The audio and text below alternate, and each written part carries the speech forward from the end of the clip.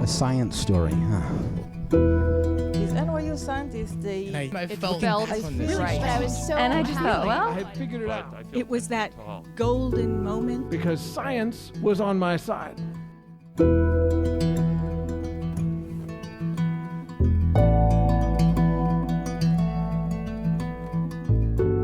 Hey everyone, welcome to the Story Collider, where we bring you true, personal stories about science.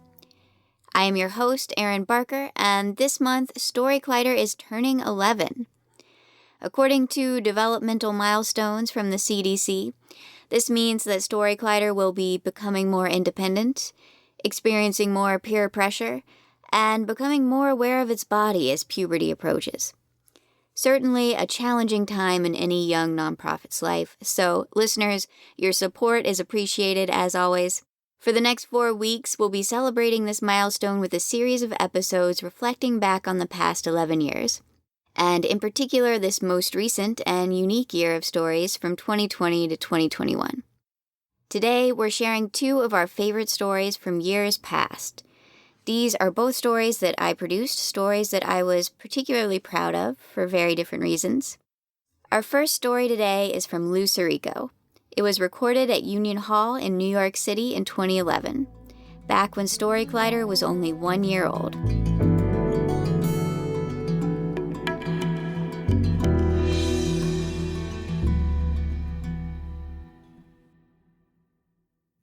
I have genital herpes. In a little glass vial in a laboratory refrigerator. This is what I would tell people when I was in graduate school. Ever since I was a kid, I really loved science. When I had the opportunity to become an actual scientist, I jumped at it. So I entered a PhD program at the Mount Sinai School of Medicine, and I entered the virology program. Now, what I like about PhDs is that it's not like other degrees. To get a PhD, you have to plant a flag intellectually. You have to do something no one else did. So I thought that was really cool. That's what science is all about. So, and especially with viruses are really difficult to deal with. They're not technically alive, so you can't kill them. So all you can do is kind of deal with them once the infection has already started. So what you can do is you figure out what parts of the virus are important, figure out what they are, how they work, and then you make a little molecular monkey wrench and you just throw it in there. That's basically how it works. This is what my lab did, and our target was herpes simplex virus. Now, as you all know, herpes is a virus that has enough stigma that people don't like talking about it, but it's not so devastating that it's a plot point of next generation Broadway plays. And if you're a scientist and you're studying string theory or cancer or cold fusion, you can beam with pride about the work you do. I had to dance around it when people brought it up, and inevitably they'd always say the same thing. Just really, herpes, is there any particular reason why you're studying herpes? Is it because you have herpes? I've heard that a million times, and my friends never had to deal with it. They were studying, human development or immunology or genetics. A friend of mine studied HIV, and when people found out, they always had that hushed reverence. Oh, that's very important work you're doing. And, we really appreciate the work that you're doing, and everyone does, all of humanity does. No one asked him if he had AIDS.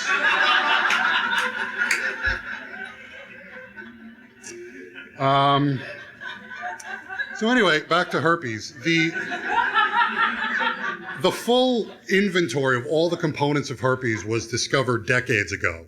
And soon after that, they figured out which ones were really important. And that's actually pretty easy to do. What you do is you make a herpes virus and you delete a gene. Now, if that virus doesn't replicate, that gene's important. So you figure out what that gene encodes, you work it all out, and that's a good target for research. Most of this work was done by a man named Bernard Reutzmann, and he's a legend in the herpes community. He's been doing this for 50 years, and he runs a bear of a herpes lab at the University of Chicago. Now, our lab was a lot smaller. There were 4 people in it, and we couldn't go toe-to-toe with him. If he was working on something, we didn't have a shot. So we kind of looked at the less important proteins, kind of like the second team. My project was a protein called ICP22, and the gene was alpha-22. It wasn't crucial. Any virus that didn't have ICP22 would replicate, but it was a low priority and beneath the bigger labs. So what I would do is I would make herpes virus without ICP22, and I just made trillions of copies. I had an entire shelf of a freezer with my little genetically engineered monsters, and I would tag them with the fluorescent dye, and I'd infect cells with them. And then I'd take regular herpes and infect those cells, and I'd just watch the virus go through the cell and compare. And when I was doing this after a few months, I realized HSV without ICP22, it still replicated, but it didn't really do so with the same panache that regular herpes did. So I started collecting data, and I got a little excited. This is me planting my flag here. So I took all these little pictures and everything, and then one day my boss called me into his office, and he told me that Dr. Bernard Reutzmann, hallowed be thy name, had decided that ICP22 might be more important than people thought, and he started assigning researchers to it and throwing resources at it. And with that juggernaut on the case, I didn't have a shot at beating him. So I was scooped. Yeah. And it did throw me into a little bit of a depression. Was it about ICP22? Not really. It did dominate my life so much that ICP22 was my password for pretty much everything.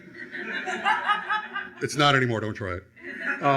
But the hard part was that I had realized my childhood dream, and it sucked. I didn't like doing research science. I studied hard to get there. I amassed 5 figures of debt to get to that point. I extended my virginity by like 3 or 4 years to get there. You could say, Lou, you're advancing human knowledge. And I'd say, maybe, but it's herpes knowledge. Measles kills more people every year than herpes. Chlamydia strikes more fear into the hearts of men than herpes. Syphilis took down Al Capone. Herpes just makes people reschedule a blind date. I can even pinpoint the exact moment my soul died. There's an annual herpes simplex virus research convention that's informally known as Herpes Fest. The day I could say Herpes Fest without cracking a smile was when my soul died.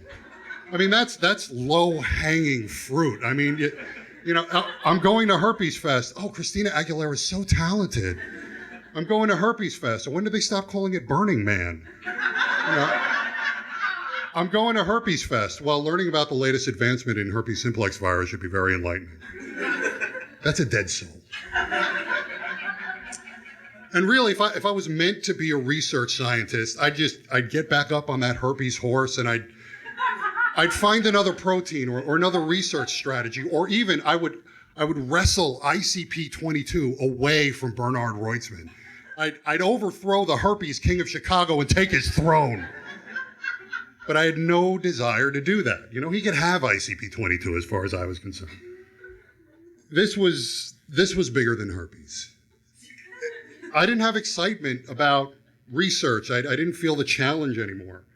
It just didn't matter. So I sleptwalked through a few more months of graduate school before realizing that the job I'd been preparing for in the last 20 years was a job I didn't want to do.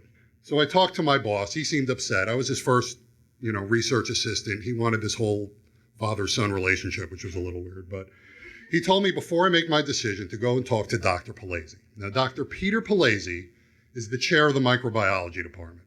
Still is to this day. He's not just that, though. He's an elder god in the field of microbiology. Okay, he is not a member of the National Academy of Science. He's a member of 3 National Academies of Science. The United States, Germany, and Austria. He's the Teutonic patriarch of influenza. Now, for those of you who don't know about influenza, in 1918, influenza killed 100 million people. Herpes ain't shit.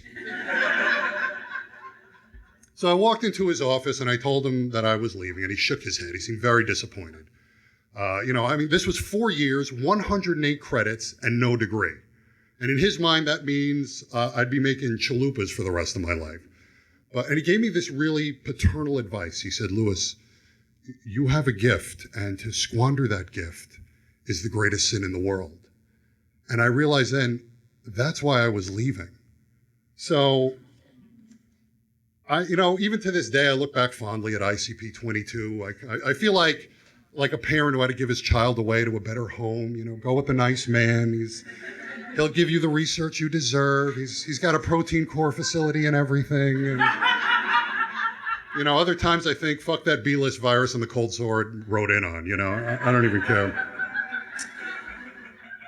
So the first job I landed after that was a lab tech position in a laboratory that studied PMS.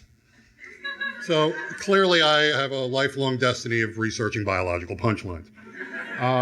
Why did I take this job? I mean, did I really feel a need to eradicate PMS from the world? Not really, no more so than any other man. But the point is, I took it for the same reason anyone takes menial work. I had a skill set and I could pay rent with it. So my knowledge of recombinant DNA techniques is no different than typing 80 words a minute or, working a French press. But the research strategy was sound. What we would do is we would inject progesterone into control organisms.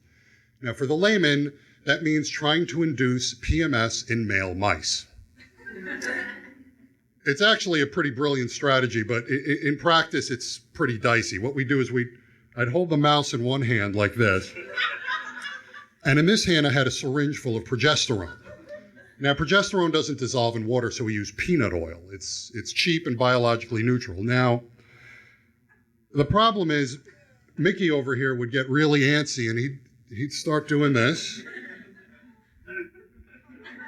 So, one wrong move, I'd run the mouse through, impale my hand, and wind up with a bloodstream full of peanut-flavored girl chemicals. So I lasted about 3 months there.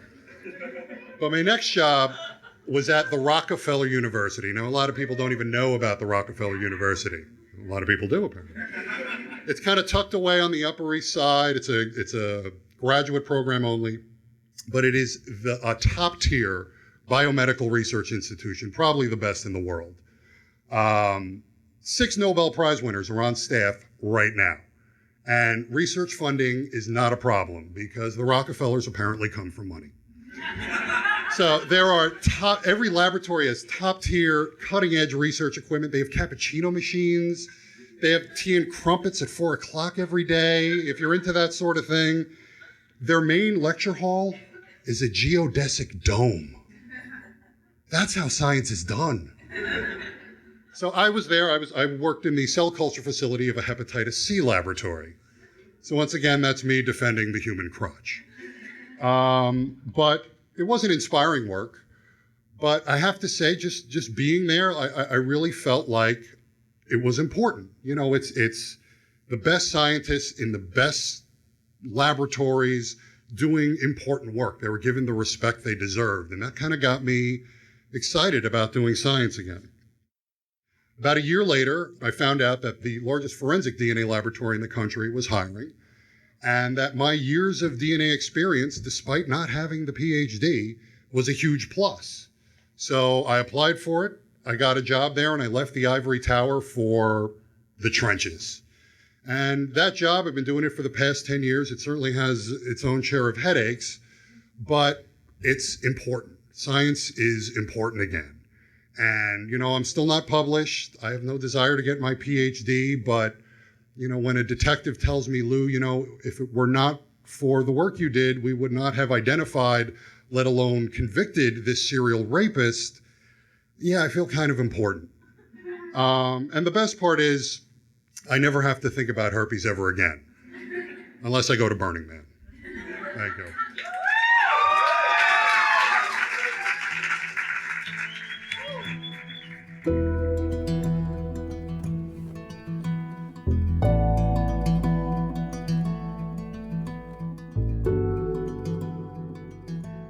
That was forensic scientist Lou Serico. Thanks so much, Lou, for sharing that story with us all those years ago. Isn't it wonderful to hear crowd noise again? We're hoping that we get to hear these sounds again in the not-too-distant future. We'll get one step closer to this. On June 3rd, we'll be holding a very special hybrid show here in New York City at Caveat, the venue owned and operated by my Story Collider co-founder, Ben Lilly, the original host of this exact podcast. The host of this event, comedian Gastor Almonte, as well as all of our storytellers, will be live on stage at the venue while our audience watches on live stream. I've never been so excited to adjust a microphone. This event will be our first annual Proton Prom, an epic celebration of all things science story. Join us to watch some of our favorite Story Collider storytellers take the stage, share your Proton Prom look in our virtual photo booth, and participate in our live donation drive. Proceeds from this event will support our live events as we confront the challenges of reopening this year, as well as our workshop program, which every year helps hundreds of scientists and others develop storytelling skills to improve their science communication. And I think we can all agree we need compelling communication about science now more than ever. So please join us online this June 3rd. Find out more at storycollider.org/protonprom. What's the best way to learn a new language? Immersion. But sometimes that's not in the cards. But you can still learn a language the second best way, and that's with Babbel. Now, I might only be 1 week into learning German with Babbel, but I'm so excited to start being able to speak German with my mom. With Babbel, you can learn everything you need to have real-world conversations, and all it takes is just 10 minutes a day. One study found that using Babbel for 15 hours is equivalent to a full semester at college, which is bonkers. But Babbel is conversation-based learning with science-backed cognitive tools like spaced repetition and interactive lessons created by real language teachers and voiced by real native speakers. So here's a special limited-time deal for our listeners. Right now, get up to 60% off your Babbel subscription, but only for our listeners at babbel.com/story. Get up to 60% off at babbel.com/story. Spelled BABBEL.com/story. Rules and restrictions may apply. Owning a business isn't just an occupation. It's a legacy for those you want to pass it on to. At Sandy Spring Trust, succession planning is one of the many aspects of wealth services we provide. We'll work with you one-on-one to answer questions and advise you on valuations, transfer of ownership, and much more. What's your next financial destination? Visit sandyspringbank.com/wealth. Wealth and insurance products are not FDIC insured, not guaranteed, and may lose value. Wealth products offered by Sandy Spring Trust, a division of Sandy Spring Bank. Our next story today is from Guizella Rocabado. It was recorded in 2018 when Story Collider was 8 years old at our first show in partnership with SACNAS in San Antonio, Texas.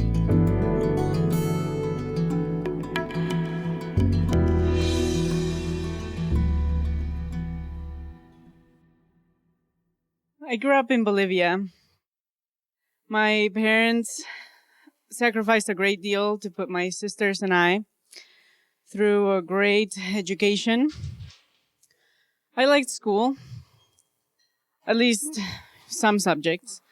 I was pretty good at most subjects, only the ones I liked, of course, but I was pretty good at school. My biology teacher took this to the next level.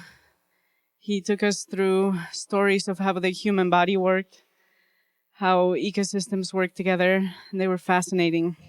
I loved biology. It was my favorite subject. I even stayed back during recess to talk to him about all these awesome things. I was a nerd, I know.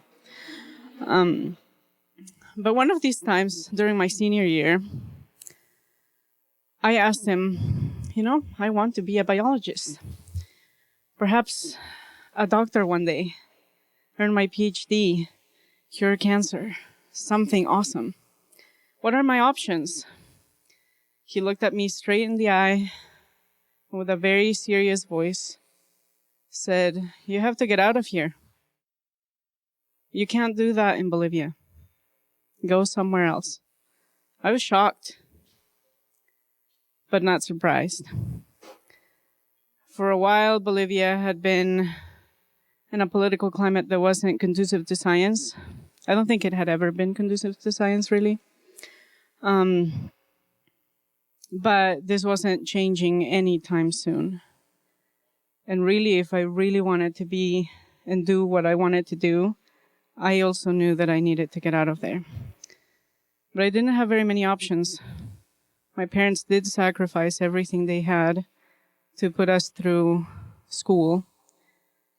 That meant that we had what we needed, but not much else. I wanted to come to the US because this is the land of opportunity. I really wanted to come here and be here and have dreams and reach them. But as an international student, that meant I had to pay international tuition. I couldn't apply for financial aid. I couldn't work more than a few hours a week and only in certain places. My parents needed to demonstrate they had, I don't know how much at that time, but basically enough to pay international tuition for 4 or 5 years and housing and food and books and I don't know how many things. We didn't have that. I didn't have that. That wasn't an option. Luckily for me, I had an older sister who was just passing her U.S. citizenship test. So she said, hey, why don't you come as an immigrant? That will solve all your problems. You come here. You can come here. You can go to school. You can work and do everything that you want. This is the land of opportunity. So I graduated in December 2001, packed my bags, packed my parents and their bags, and we came. We came to the U.S. We landed on February 16, 2002. I was so excited. It was cold. It was in Colorado. It was snowing. I'd never seen snow in my life. But it was so exciting. I didn't care. I didn't care it was cold. I didn't care it was snowing. I didn't care my hair turned to icicles when I was outside. I was so excited. Within 3 months, my parents had received these beautiful white envelopes from Homeland Security with their green cards. Mine didn't come yet. But I was hopefully waiting, that it would take a couple more weeks or maybe a month or so, and that was fine. I knew that after 9/11, immigration laws were being revised, new rules and regulations put in place. Things were getting a little bit complicated. So waiting for an extra month was okay. A month went by, 2, 3, 4. Had they lost my file? I don't know. Had they filed it in that round bin in there? I don't know. So I began to wonder, are they gonna give me this beautiful white envelope that I've been waiting for? So I called, because my parents taught me that when you want something, you just have to talk to someone and go get it. So I called and asked where my file was and if somebody is reviewing it and when I was gonna get it approved. I needed to go to college. Well, I got tossed around between the Chicago office and the LA office and the New York office and some other offices and this officer and that officer. I really thought my file was lost, but they clearly had it. Just it was everywhere. And then on my 19th birthday, after 8 months of waiting, one of the attorneys said, they seem to not know whether you're an adult or not. Was 18 an adult? Was 18 years old an adult? Was 21 years old an adult? Nobody knew at that point. It was kind of this limbo situation. I was 19, and who knew if I was an adult or not, I guess. They didn't. So because it was this ambiguous situation, somebody had decided that they were going to tuck my file in some corner labeled limbo, and really just leave it there until I was 21 and I was really an adult. And then they were going to just treat my file as this adult sister of a U.S. citizen and I would have to just wait for a long time. The number 12 and the word years were thrown in the same sentence, and I just couldn't handle it. So I took my 19-year-old crushed soul down to the basement and cried. I cried that day. I cried that night. I cried the next day. Continued crying the next night. But then I was determined. My parents had taught me that if I wanted something, I had to work for it. So I said, okay, I'm going to do everything I can. I will leave no stone unturned. So I called immigration. I checked online. I called all of the attorneys I could find in that book. I called them all. I called the representatives, the senators, all of them. I went to their offices. I wrote essays. I wrote letters. I had no response. Only, oh yeah, you just wait. It's in limbo. It's fine. It's just sitting there. No worries. It'll get approved. Eventually. Well, some months passed. I kept myself busy. I volunteered every place I could. I took all the random online classes I could find. I learned how to play piano. That was exciting. Nothing to do with biology at this point, but I learned to play the harp. Who can say that? Yep. I couldn't play the violin, though. That was not a thing that I could do. That whole neck thing, I don't know. it wasn't working for me. But I kept myself busy. I had some friends, and although it was kind of a roller coaster situation, some days were good, some days were bad, some weeks were good, some months were bad. A lot of months were bad.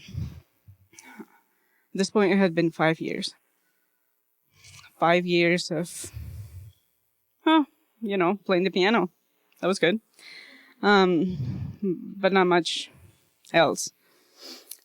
At this point, all of my high school classmates were graduating from college. They were going to grad schools or getting awesome jobs, moving on with their lives, getting a second degree. And I was just sitting there. I had been the high school valedictorian and the only one of my friends who had never stepped on a college campus, to take a class for credit ever. The dream of becoming this biologist, this doctor, was very, very distant at this point. When I got a phone call one day when I was at a church activity, it was a call from home. My father had had a stroke. He was at the hospital. My mom came to pick me up. We went to the hospital. We had no idea how this was going to change our lives. This massive stroke had left him with the whole right side of his body paralyzed, sped up a reaction where he would go blind, and the doctors didn't know how to stop that. After 2 months of being in the hospital, going through therapy, trying to reverse the effects of the stroke, he came back home in a wheelchair and couldn't work. So my mom at 65 had to go find a third job to try to keep the house, to try to pay for medical bills, while I just sat there. At this point, I just couldn't take it anymore. I felt useless. I felt like I was a burden to my parents. I couldn't even drive. I couldn't even drive myself anywhere. It was illegal. So I decided that I would think really, really hard about going back home and living my life and trying to help from a distance. But this was a very hard choice if I made it. Why? Because if I step 1 foot outside of the United States at this point, I could never come back. With an active petition at immigration, if you leave, they retract it. They don't care. They're like, oh, she didn't want it anyways, so we're going to forget about this petition. And the fact that she had waited 5 years, and then Homeland Security would flag my name because I had overstayed my initial visa, and then not allow me entrance again. So I couldn't go, or could I? I wasn't sure what to do. Should I stay and still live in limbo for who knows how long? Should I go and never see my parents again, especially my dad? Well, I had to make a decision. I thought long and hard and started tying up loose ends. I didn't have very many loose ends, but I had to tie them. So I had volunteered at one of my friend's offices for a while and decided to go and finish filing some paperwork. And I was filing some paperwork, not very exciting, but I was doing it. It was something to do while I thought. And I received this phone call from home. It was my mom. And I pick up the phone, a little worried, a little jittery. I don't know what this call is about. She says, oh, I have an envelope here for you. It's white. It's from Homeland Security. I was shocked. What do they want? So I was just thinking, feeling. Was I allowed to think and feel? I wasn't sure. So I just sat there quiet. My mom broke the silence and she said, it looks a whole lot like the one I got 6 years ago when I got my green card. And I said, well, open it. Read it. So I heard the longest 2 seconds of my life ripping paper. Shh.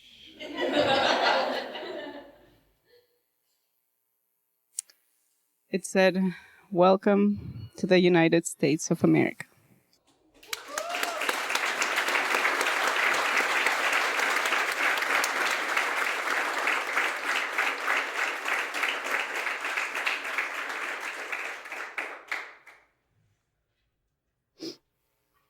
Sweeter words were never spoken.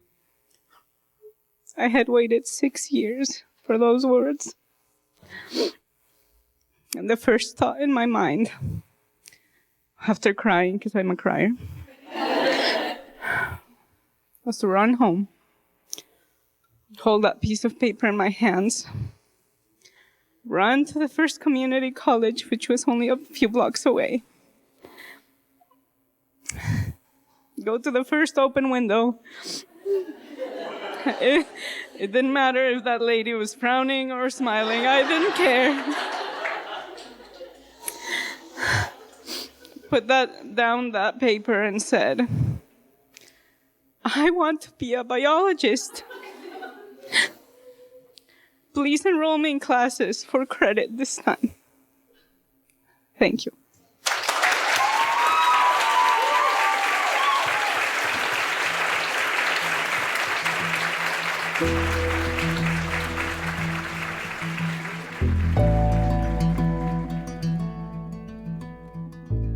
That was chemist Guizella Rocabado. I am very pleased to share with you that Guizella received her PhD from the University of South Florida last year. I am tearing up a little bit, even now just saying that. I can't even tell you what the feeling was like in San Antonio the night Guizella shared this story. There was not a dry eye in the house. Thank you so much, Guizella. Next week, please join us for an episode featuring 2 of our favorite stories from our live online shows of the past year. I'll be accompanied by 2 of the hosts of our online live shows, the great Gastor Almonte and the extraordinary Paula Croxon. For now, the Story Collider is so grateful to Lou and Guizella and all of our storytellers of the past 11 years for sharing their stories with us. The Story Collider is also very grateful for the support of Science Sandbox, a Simons Foundation initiative dedicated to engaging everyone with the process of science. This podcast is produced by me, Erin Barker, with assistance from Story Collider's Deputy Director Nissa Greenberg and Senior Podcast Editor Jun Chen. Special thanks goes out to Story Collider's board, our Interim Executive Director Leslie Griesbach-Schultz, and our Operations Manager Lindsay Cooper, without whom none of this would be possible. Our theme music is by Ghost. An additional special thanks goes out this month to senior producer Misha Gajewski, who has been filling in for Nissa Greenberg while he's away and has been instrumental in the production of our shows and podcast. Thank you so much, Misha. And as always, thank you to all of you for listening and for your support over the past 11 years. We'll be back with more stories next week.